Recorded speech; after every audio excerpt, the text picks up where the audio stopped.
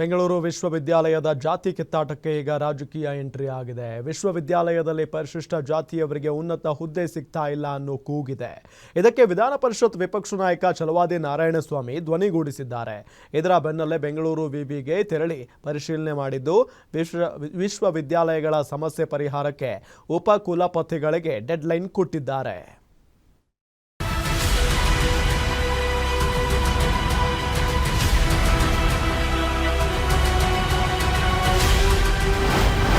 ಶೈಕ್ಷಣಿಕ ಕ್ಷೇತ್ರಕ್ಕೂ ಎಂಟ್ರಿ ಕೊಟ್ಟ ರಾಜಕೀಯ. ಯೂನಿವರ್ಸಿಟಿ ಕಿತ್ತಾಟಕ್ಕೆ ರಾಜಕೀಯ ಎಂಟ್ರಿ.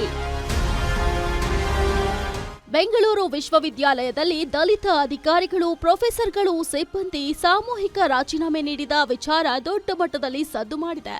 ಅಂಬೇಡ್ಕರ್ ಫೋಟೋ ಅಪಮಾನ ಬೇರೆ ರಾಜ್ಯಗಳಲ್ಲೂ ಕೂಡ ಸುದ್ದಿಯಾಗಿತ್ತು. ಜೊತೆಗೆ ವಿವಿಯಲ್ಲಿ ಬೇರೆ ರಾಜ್ಯದವರಿಗೆ ಹುದ್ದೆ ಕೊಡೋದಕ್ಕೆ ವಿರೋಧ, ಹೀಗೆ ದೂರುಗಳ ಸುರಿಮಳೆಯೇ ವಿವಿ ವಿರುದ್ಧ ಕೇಳಿ ಬಂದಿದೆ. ಈ ಹಿನ್ನೆಲೆ ಖುದ್ದು ವಿಧಾನ ಪರಿಷತ್ನ ವಿಪಕ್ಷ ನಾಯಕ ಛಲವಾದಿ ನಾರಾಯಣಸ್ವಾಮಿ ಭೇಟಿಯನ್ನ ನೀಡಿ ಈ ಬಗ್ಗೆ ಪರಿಶೀಲನೆಯನ್ನ ನಡೆಸಿದ್ರು. ಜ್ಞಾನ ಭಾರತಿ ಕ್ಯಾಂಪಸ್ಗೆ ಭೇಟಿ ನೀಡಿ ಪರಿಶೀಲನೆ ಮಾಡಿದ ಛಲವಾದಿ ನಾರಾಯಣಸ್ವಾಮಿ ವಿಸಿ ಕುಲಸಚಿವರ ಜೊತೆಗೆ ಮಾತುಕತೆಯನ್ನ ಕೂಡ ನಡೆಸಿದ್ದಾರೆ.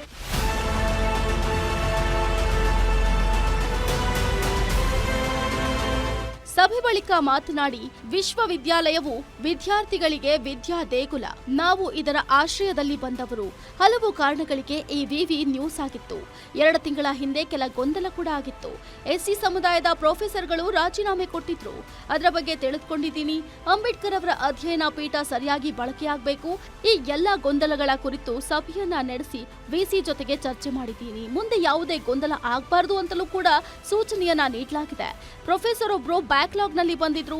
ಅಂಬೇಡ್ಕರ್ ಫೋಟೋವನ್ನ ಅವರು ಕಾಲಿಗೆ ತಾಗುವ ರೀತಿ ಇಟ್ಕೊಂಡಿದ್ರು. ಈ ಬಗ್ಗೆ ನಾನು ವಿಸಿ ಜೊತೆ ಮಾತನಾಡಿದ್ದೀನಿ. ಸಮಸ್ಯೆ ಬಗೆಹರಿಸೋಕೆ ಸೂಚನೆಯನ್ನ ನೀಡಿದ್ದೀನಿ ಅಂತ ತಿಳಿಸಿದ್ರು. ಅಲ್ಲದೆ ಇನ್ನೊಂದೆಡೆ ತಿಂಗಳಲ್ಲಿ ಎಲ್ಲಾ ಸಮಸ್ಯೆ ಪರಿಹಾರ ಮಾಡೋ ಭರವಸೆಯನ್ನ ವಿಸಿ ಕೊಟ್ಟಿದ್ದಾರೆ.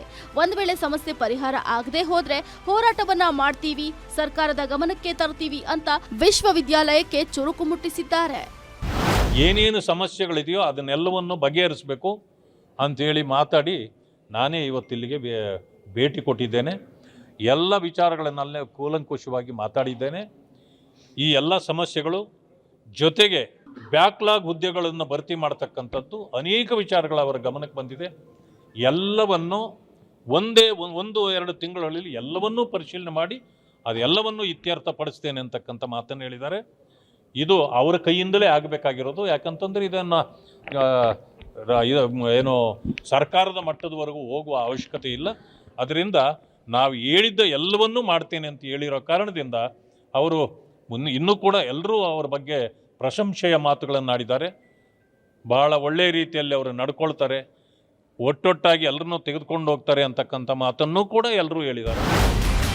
ಇನ್ನು ವಿಶ್ವವಿದ್ಯಾಲಯ ರಾಜಕೀಯ ಮಾಡುವಂತಹ ಜಾಗ ಅಲ್ಲ. ಇಲ್ಲಿ ಜಾತಿ ಪ್ರಭಾವ ಮಾಡೋದು, ಜಾತಿ ಒಡೆಯೋ ಕೆಲಸವನ್ನ ಮಾಡಬಾರದು ಯಾರು ಕೂಡ. ಬೇರೆ ಕಡೆಯಿಂದ ಪ್ರೊಫೆಸರ್ಗಳು ಉನ್ನತ ಹುದ್ದೆಗೆ ಬರೋದನ್ನ ಸರ್ಕಾರವೇ ತಡೆಯಬೇಕು ಅಂತ ಛಲವಾದಿ ಒತ್ತಾಯ ಮಾಡಿದ್ರು. Shami Shetty, metro bureau, guarantee news, Bengaluru.